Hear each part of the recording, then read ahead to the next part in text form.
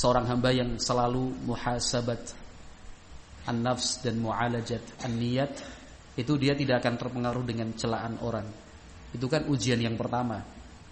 Dia dicela, dicaci maki, ya, dicemooh, dimusuhi, dibenci. Dia bisa survive, tetap semangat beribadah. Tidak mempengaruhi semangat dia sedikit pun. Tetap semangat. Tetapi jangan sampai kita lengah dari ujian yang kedua. Ujian yang kedua adalah pujian, sanjungan. Diangkat, dihormati, dimuliakan, namanya disebut. Masya Allah ya antum ya, bisa melewati masa-masa kritis seperti itu. Masya Allah. Kalau yang pertama tadi dicela, dicaci maki, dimusuhi keluarga, dia luar biasa, kuat. Tapi ketika giliran ujian kedua datang, nas'alullah as-salamulafiyah, dipuji, disanjung, namanya disebut di mana-mana. Maksudnya contoh si fulan itu, apa kiatnya, triknya bagaimana? Kok bisa ya antum seperti itu? Barakallahu fiik. Belum tentu kita sama seperti antum. Belum tentu kami semua ini bisa melakukan apa yang antum lakukan. Kami aja masih berat kok keluar dari pekerjaan, antum bisa. Dipuji, disanjung, wah, itu ujian juga. Ketika disanjung, dipuji, kita apakah bisa tetap membumi, tidak membumbung tinggi begini? Tidak. Dia nisbatkan, dia pasrahkan itu semua Allahu Azza wa Jalla yang memberikan taufik. Nah, saya hamba yang lemah, Allah yang mengatur, Allah Subhanahu wa taala yang menetapkan. Ini anugerah dari Allah Subhanahu wa taala.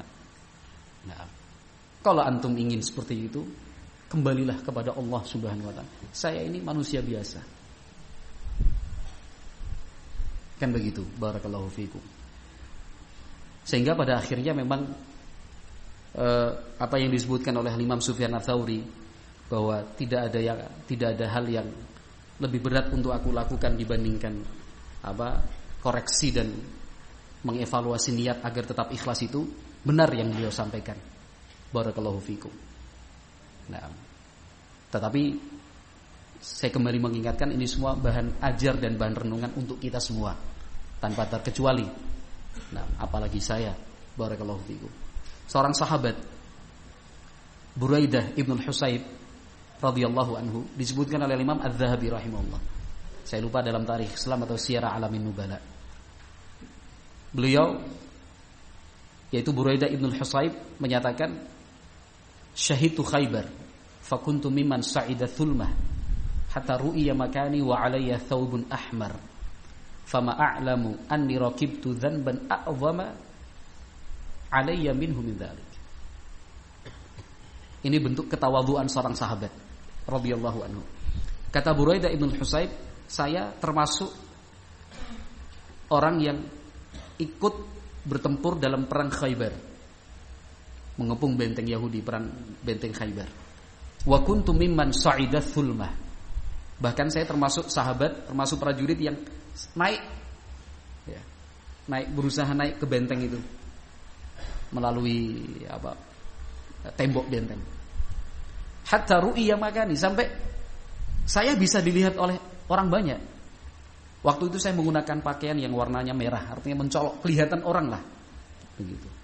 Menyesal Buraidah Ibnul Husayb radhiyallahu anhu. Kata beliau, setahu saya tidak pernah melakukan dosa di dalam Islam lebih besar dari dosa saya waktu itu. Al-Imam Adz-Dzahabi menjelaskan yang dimaksud oleh Buraidah Ibnul Husayb adalah asyuhrah. Akhirnya dikenal itu.